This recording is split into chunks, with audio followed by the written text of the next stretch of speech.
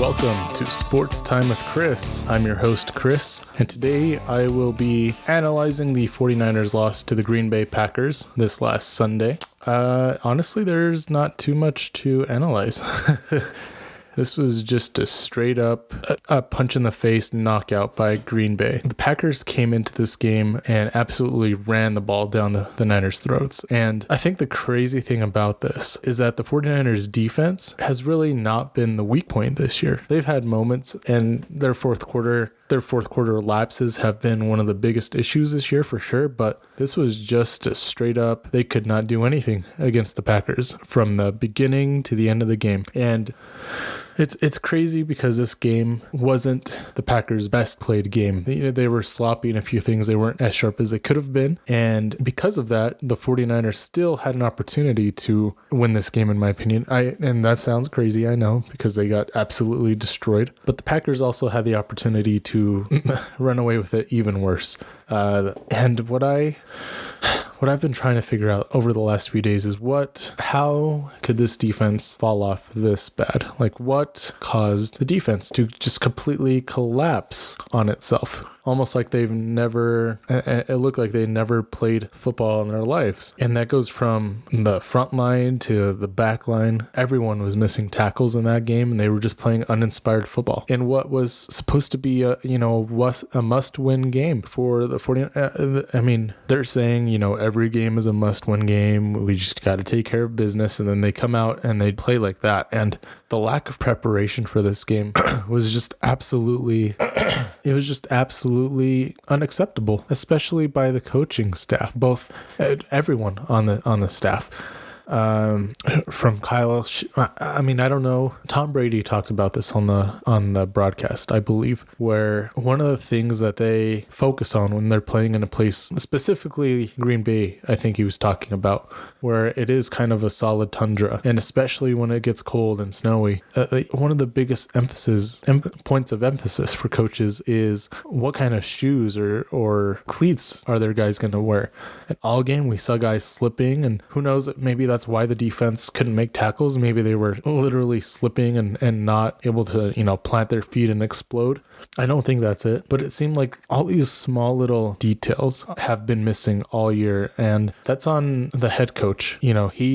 Even what you do in that situation where maybe you don't know what the best cleats are is you bring multiple different kinds. And it seemed like they didn't really have that option. It seemed like they had, really one pair of cleats. And Brandon Allen, man, it was just bad football all game for the 49ers. And they played everyone was just surprisingly, some of the better players were guys that you wouldn't expect to be.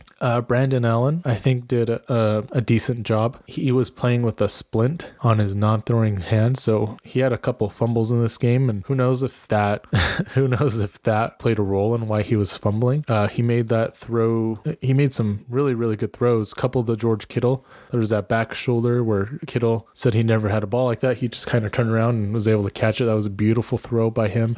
Kittle's touchdown catch was really well thrown. Kittle was wide open, but still. And even the ball to Debo was perfectly thrown, and it just kind of went right through Debo's hands. I don't know what happened there. Debo's got to come down with that.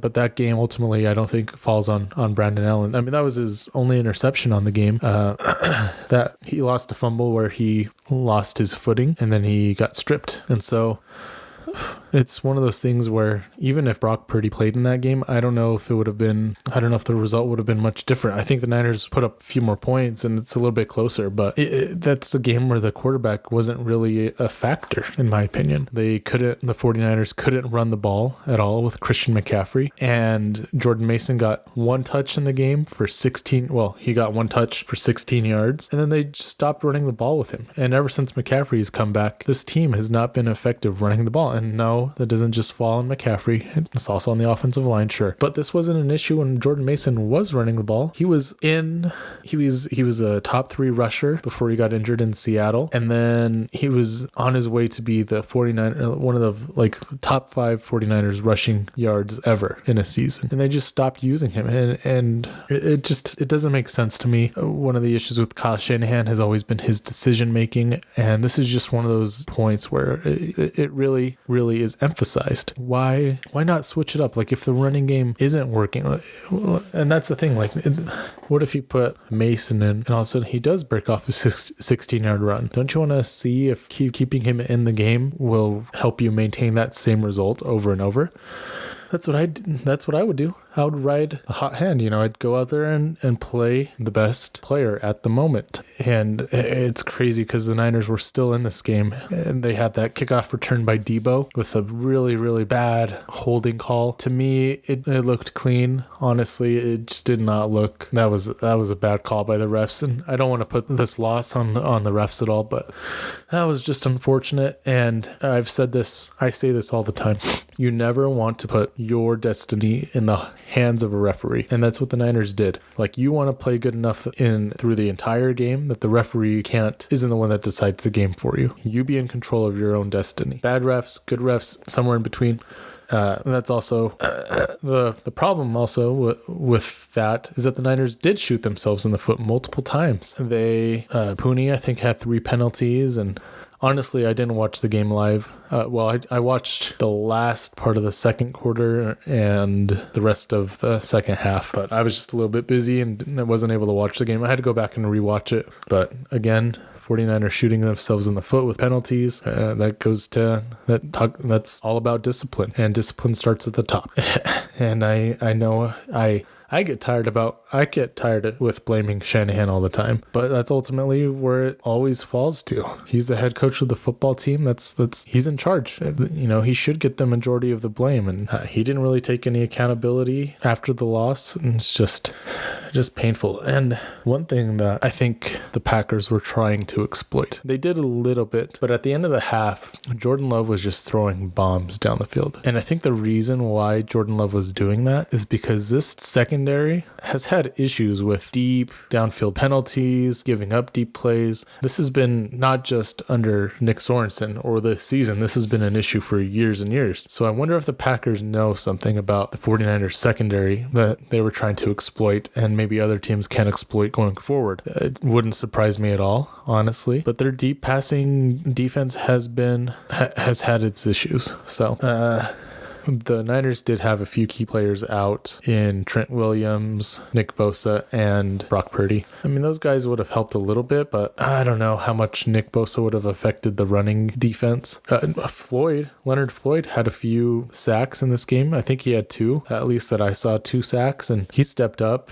but with the running attack, this team just couldn't figure it out. And to go along with that, Matt LaFleur and their offensive coordinator got creative with their 2 running backs. They did something that I've wanted the Niners to do since last season, where they have Josh Jacobs in the backfield, and then their other running back, I forget his name, and then they would split them and run a fake to one, give it to Josh Jacobs up the middle, and occasionally, flip it vice versa. They were just doing creative things with 2 running backs, which is one of my many, many frustrations with this offensive genius, Kyle Shanahan. Man, what is a defense going to do when you come out with 2 receivers, George Kittle, Jordan Mason, and CMC. And one of those receivers is Debo. You have CMC and Mason in the backfield, and then you motion CMC out, you put Debo in the backfield. And then you hand it off to Mason, or you do what the Packers were doing, where they were faking, an outside run with their faster running back and then giving it to their bruiser and Josh Jacobs. That's what you could do with Jordan Mason and Debo, or even McCaffrey. We just don't see that with Shanahan for whatever reason, and it's just frustrating. This game, I didn't expect the 49ers to win at all. I was expecting them to lose. This is a game that I expected the 49ers to lose. But what I did not expect was for them to come out and completely look flat, uninspired, bad. That is not what I expected at all. I wanted to at least see some fight from this team, and they didn't show that at all. They came out and let Green Bay run the ball all over the place. Offensively, they ran, 3 plays in the first quarter, 6 plays in the first 20 minutes of that game. What kind of offensive genius is Kyle if he's only running if the offense can't do more than that, I don't care if Brendan Allen is your quarterback. Would Josh Dobbs, who didn't have a splint on his finger, would he have been a better option in this game? Who knows? Probably he would have given them a running threat, another running threat, which is something you want to have in a cold weather game. But once again, Kyle Shanahan did not have this team prepared, and I shouldn't even be surprised at this point that it was that bad. And I guess this 49ers run defense also has been an issue all year. I mean, it surprised me when I saw the Niners haven't allowed a 100-yard rusher in however many games, whatever that record was. But Josh Jacobs now owns that. And Nick Sorensen had this interesting answer to how they teach tackling. It's called like sprint tackling or something like that, where essentially you want to be hitting a guy while you're going full speed. The problem with that is if you are slightly off, or if you're too small, if you're at a bad angle, whatever, and you go full speed at a guy, chances are he's gonna break that tackle, especially a strong running back like Josh Jacobs, where we saw that multiple times. He was just breaking tackles. And I don't know how common this sprint tackling thing is in the NFL. It's not something I was taught when I played football. I mean, you don't want to like break down and have a guy run through you, but you want to break down and you want to explode through a guy, sure. Or you want to be able to, wrap him up and make a good solid contact hit and bring him to the ground. But I don't know. Maybe it's because it's the 49ers' fourth defensive coordinator in 5 years or something like that. They're bringing in now Robert Saleh and D'Amico were both promoted. They got head coaching jobs with which they deserved. Saleh did not deserve to be fired, by the way. We've all seen how the Jets season has gone. I don't think that falls on Saleh.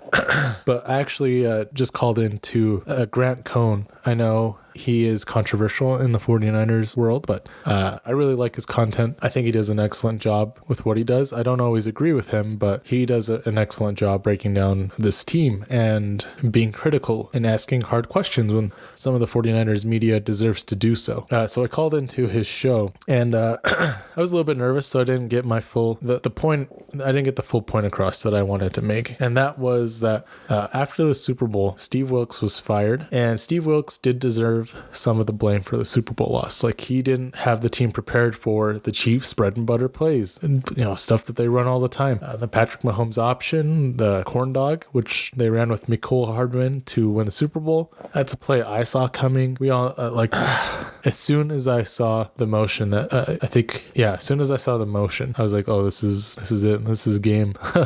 It was one of those moments where it just happened in slow motion, and I knew that was it for the Niners. But anyway, Steve Wilks did deserve some blame for that loss.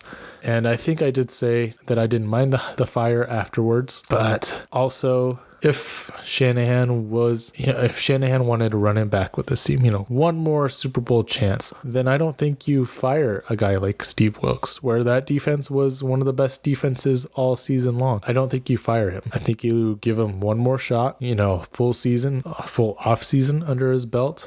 And instead of trying to have this team adapt to a whole new defensive coordinator for the third or fourth year in a row, you build off what you did the previous season. Steve Wilks could grow, the defense could grow, but instead they go with another defensive coordinator who, and that's the thing, is Shanahan has always been like, oh, we run this specific defensive scheme. It's like this team is just about the scheme, both offensively and defensively. Kyle's like, we run my scheme on offense and we run this scheme on defense. We're not changing it. Steve Wilks had, whatever issues with that last season, but I think you still give him a shot. Like, hey, Steve, you still, despite our differences, you still ran one of the best defenses in the league last season. And why is disagreement a bad thing? I think Steve Wilks was, kind of the anti-Kyle Shanahan, where they disagreed on things and they had, arguments and things where Steve Wilks wants to do it this way and Shanahan wants it done this way. Why not continue to build on that? I don't think it's a bad thing to have disagreements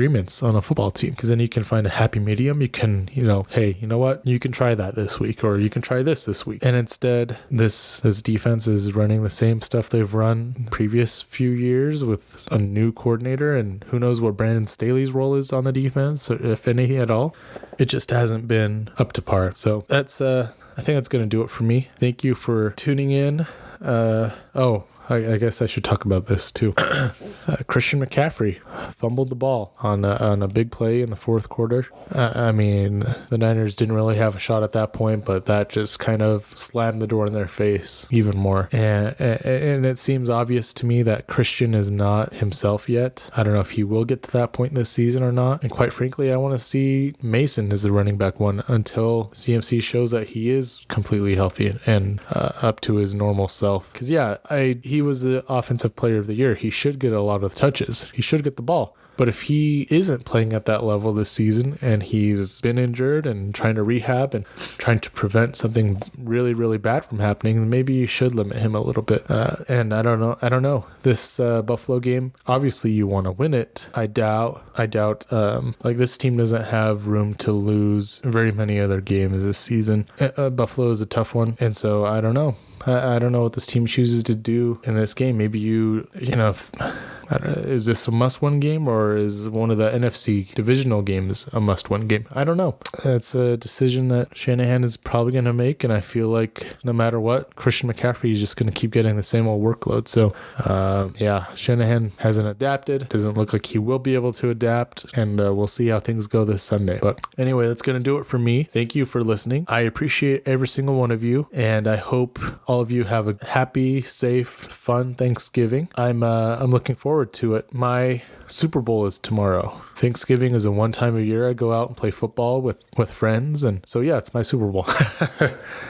And it's funny, this year I'm actually in the best shape that I've been in a few years. So we'll see how things go. I really think it would be fun to try to find some adult leagues to play football in more often. Probably not tackle at this point, unless, I don't know.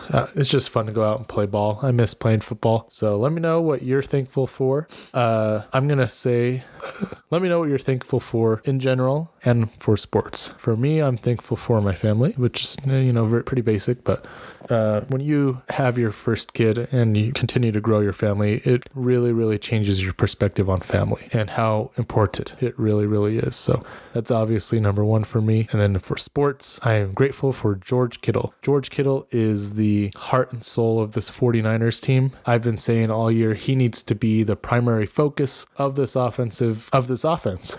He is consistently one of the best players on this team, and he gives it his all. He was the only guy on Sunday who played like this game meant something. So George, thankful for you. As a fan, I want the 49ers to give you a lifetime contract so you are on this team for forever. But I also want to see you get a ring. So, if you decide to go somewhere else, I hope you find somewhere that will get you a ring. Anyway, thanks again for listening. This has been Storytime with Chris.